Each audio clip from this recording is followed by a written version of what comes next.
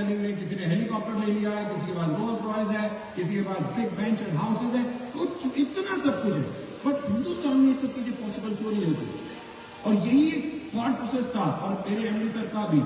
और जब हम लोग वेस्टीज को लॉन्च कर रहे थे तो ये क्वेश्चन हमारे दिमाग में था और हम वेस्टीज परिवार को एक ऐसा परिवार बनाना चाहते थे जो ऐसी ऐसी हिस्ट्री क्रिएट करे जो आज नहीं इवन 100 साल बाद भी याद की जाए, 100 साल बाद भी कहा जाए कि यस, एक इंडियन कंपनी ऐसी बनी जिसने क्या क्या रिकॉर्ड किए। और यही हुआ इन 20 सालों में दोस्तों। 20 सालों में हम हिंदुस्तान की पहली ऐसी भारतीय कंपनी बने जो हिंदुस्तान से शुरू हुई, इंटरनेशनल गई और सबसे पहली बार हिंदुस्तान में डायरेक्ट सेलिंग में पहली ऐसी भारतीय कंपनी जो top 100 companies in the world में गई, top 100 companies in the world. पहली ऐसी भारतीय कंपनी हिंदुस्तान में रह के जिसने मल्टीनेशनल कंपनीज को इंडिया में इन टर्नओवर से लेके हर चीज में पिछाड़ दिया। Number 1 Indian direct selling company Vestige. ये सब पॉसिबल हुआ इन 20 सालों में just because of you guys. दोस्तों, मेरे को आज भी याद है जब सबसे पहले हमने एक वर्ड लाए WELLTH, वेल्थ। मुझे आज भी हंसी आती है और बहुत या उस दौरान चला जाता हूं मैं, वो याद करता हूं मैं क्षण जब मेरे को फोन आते थे, इवन एमडी सर को, हम तीनों को फोन आते थे और लोग हमें बोलते थे अनएजुकेटेड हो क्या, दिमाग खराब है क्या?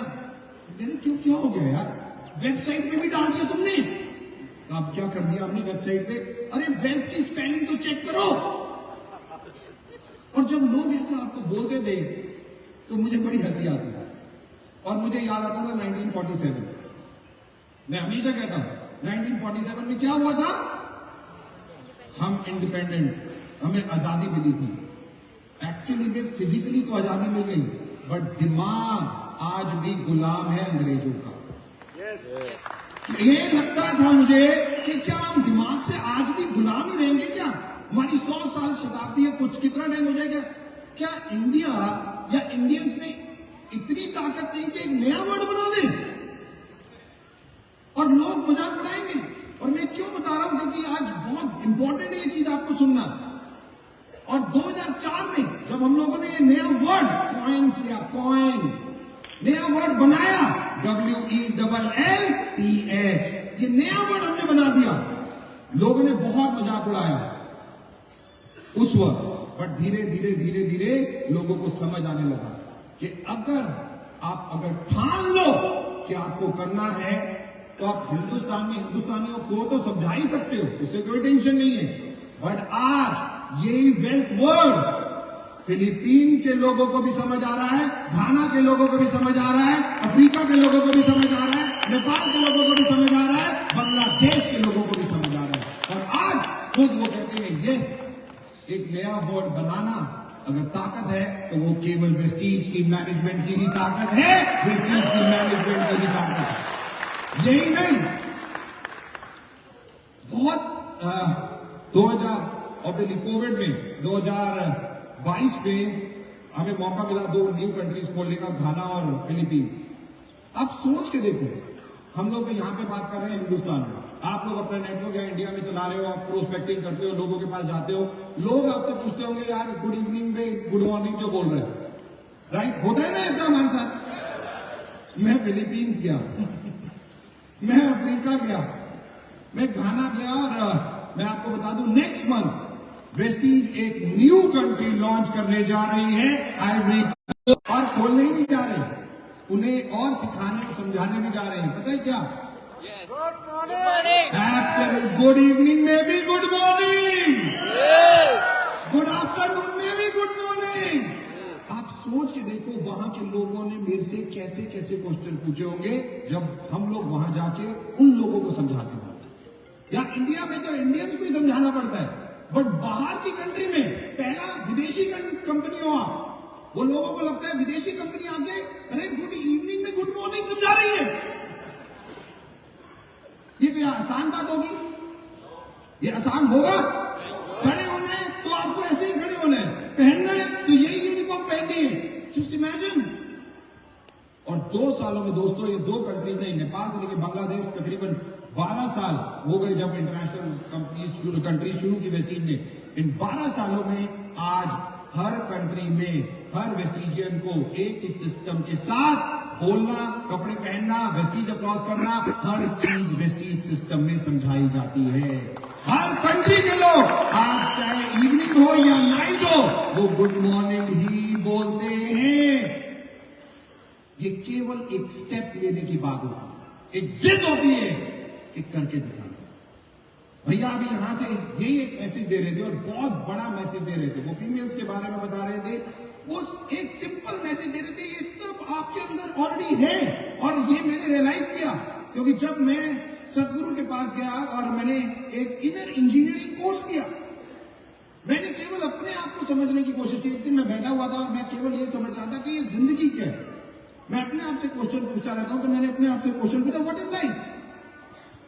तो इस केवल क्वेश्चन के आंसर को समझने के लिए मैंने इंजीनियरिंग कर डाली। मैंने सदगुरु के पास गया, उनका एक इंजीनियरिंग प्रोग्राम था।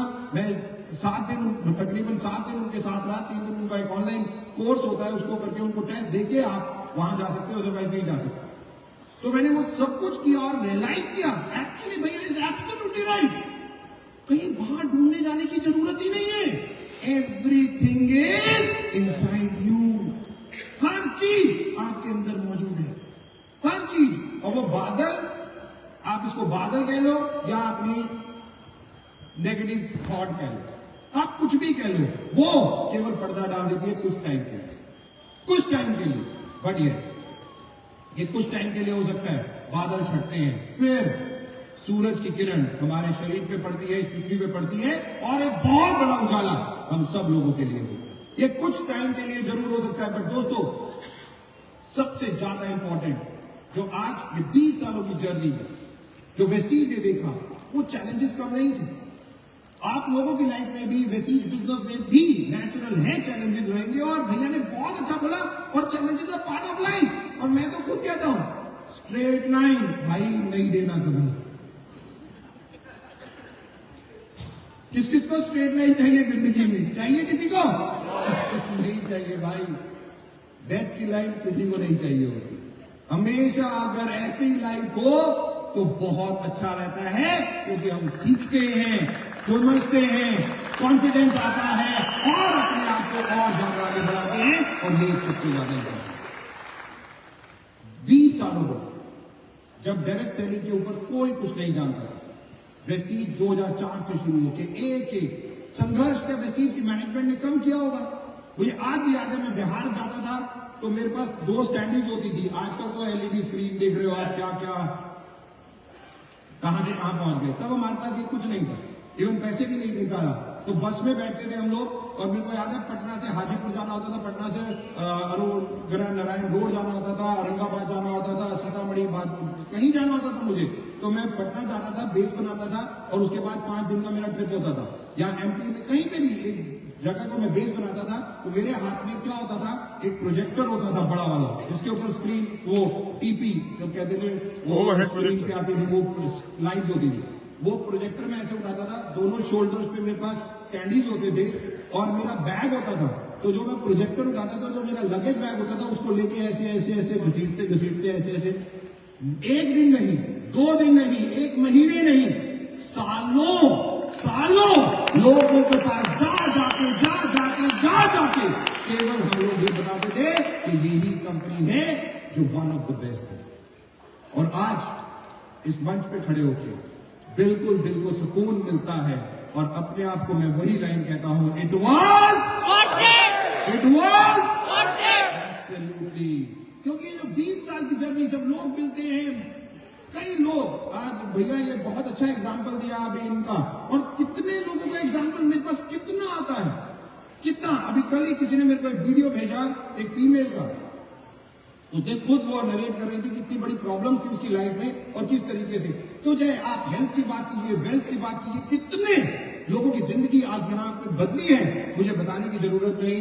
आज आप बैठे हैं, इसका मतलब ये सही है कि यहाँ पे लोगों की जिंदगी बदल रही है। यहाँ पे हेल्थ, वेल्थ, सिस्टम, हर चीज आज यहां से है। और इन 20 सालों में वेस्टीज ने बहुत कुछ कर दिया। और दोस्तों अभी रुका नहीं, नो डाउट। अब हिंदुस्तान तो ऑब्वियसली हमने बहुत हाई लेवल पे फतेह किया और करते रहेंगे, चलता रहेगा, क्योंकि हमारी मेजर मार्केट इंडिया है। और इन 20 सालों में धीरे धीरे हम इंटरनेशनल गए। बट पहली बार पिछले साल, ये जो मार्च खत्म हो रहा है, मैं आपको बता दूं, पहली बार वेस्टीज ने इंटरनेशनली तकरीबन जो अंदाजा है 200 करोड़ से ज्यादा का बिजनेस इंटरनेशनली भी करना शुरू कर दिया है। 200 करोड़ से ज्यादा। और अब ये टारगेट मल्टीफोल्ड होना है, क्योंकि शुरुआत में ही स्ट्रगल होती है। दोस्तों मैं ये आपको भी मैसेज देना चाहता हूं, जब हम आते हैं ऑब्वियसली शुरुआत में ज्यादा स्ट्रगल होती है, बट धीरे धीरे ब्रॉन्ज, सिल्वर, गोल्ड, स्टार जब आप बढ़ते जाते हैं, वो ऑब्वियसली स्ट्रगल कम होती है, सक्सेस बढ़ती है। शुरू में सक्सेस कम होती है, स्ट्रगल ज्यादा होती है। और ये सब पिरामिड आपको पता हो। और यही एक सबसे इंपॉर्टेंट चीज, 20 सालों में अभी 8 मार्च गई, यहां पे कितनी फीमेल्स बैठी हैं जो 8 मार्च को इंदिरा गांधी ऑडिटोरियम में थी? अगर यहां पे है कोई फीमेल्स, क्या वो खड़ी हो सकती है एक minute? Alright, we have one over there. ज्यादातर आउट ऑफ दिल्ली से हैं सर। सारे आउट ऑफ दिल्ली। मैं तो केवल पूछ रहा हूं। राइट, तो एक फीमेल है। वेस्टीज ने 8 मार्च को एक हिस्ट्री रची दोस्तों। पहली बार हिंदुस्तान में काम हुआ। आज तक का रिकॉर्ड था कि इन 20 सालों में, जैसे 2004 में मैंने बताया, कोई रूल, कोई लॉ, कोई भारत सरकार का इंटरफेरेंस नहीं था, बट भारत सरकार देखती रहती थी। 2016 में भारत सरकार सबसे पहली बार रूल्स लेके आई, सबसे पहली बार डायरेक्ट सेलिंग के रूल्स आए। बट 2023 में भारत सरकार ने देखा कि इंडस्ट्री किस तेजी से बढ़ रही है, इसके लिए सबसे बड़ी चीज लॉ भी बन चुका है। तो आज डायरेक्ट सेलिंग जो एक लॉ पाके आज तेजी से काम कर रही है। 8 मार्च को वो दिन पहली बार हिंदुस्तान में हुआ जहां एक नहीं दो भारत सरकार के मंत्री, एक नहीं दो भारत सरकार के मंत्री मंच पे थे इंदिरा गांधी स्टेडियम में। और वहां पे तकरीबन 7,000 से ज्यादा वेस्टीज की फीमेल वहां पे बैठी हुई थी। मिसेस स्मृति ईरानी जी और मिस्टर पीयूष गोयल जी खुद उनको एड्रेस करने के लिए वहां पे थे। ये पहली बार भारत सरकार की तरफ से उस लेवल के मंत्री जो आके डायरेक्ट सेलिंग के बारे में बोल रहे हैं। और मिसेस स्मृति जी ने वहां पे एक लाइन बोली फीमेल्स के लिए। उन्होंने बोला लखपति दीदी। राइट, तो मैं पूछना चाहूंगा यहाँ पे कितनी लखपति दीदी है? क्या खड़े हो जाए जितने लोग लखपति दीदी हैं? भाई जितने भी फीमेल्स यहाँ लखपति हैं वो खड़ी हो जाए जरा। ऑलराइट, लखपति दीदी।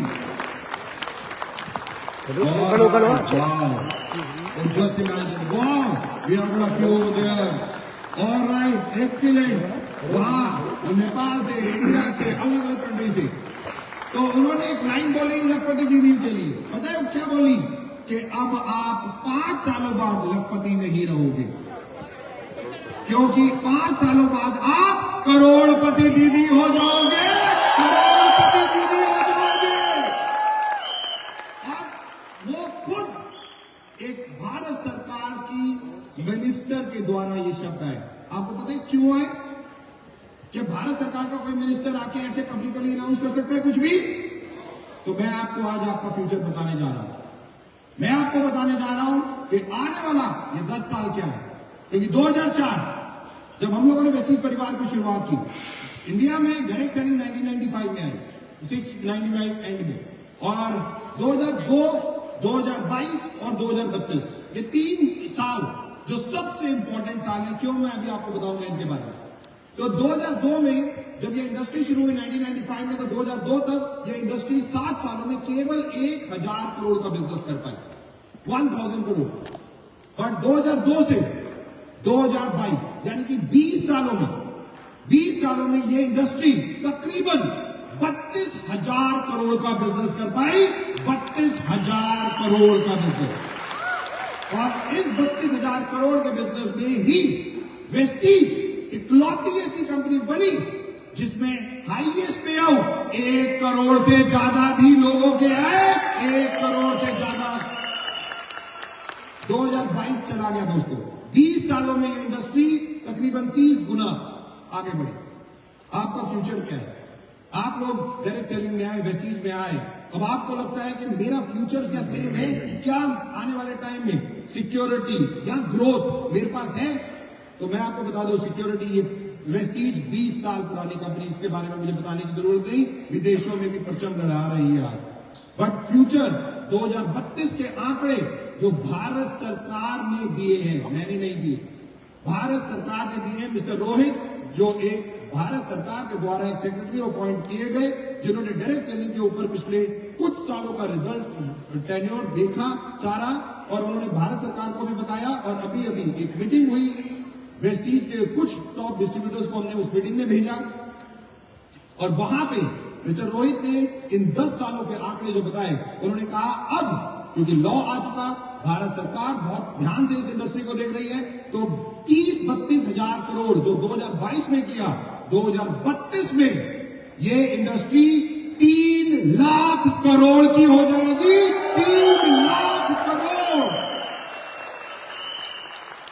इसीलिए मिसेस स्मृति ईरानी जी ने कहा कि ये जो लखपति दीदी है, ये अब लखपति नहीं रहेंगी। 2030 तक ये करोड़पति दीदी हो जाएंगी। करोड़पति दीदी यानी कि आज जो हम लोग बात कर रहे हैं, 1 लाख का चेक, 2 लाख का चेक, भैया बता रहे थे 1,20,30 भैया, 2 और 5 से 7 जीरो हो जाएंगी। और आने वाले टाइम में आज जहां पे बैठ के ऑब्वियसली हम सब बात कर रहे हैं लाखों की ये, बट मैं आपको बता दूं 2030 के बाद आप लाखों की भी बात नहीं करोगे, क्योंकि 2030 के बाद आप करोड़ों की बात करोगे। करोड़ों की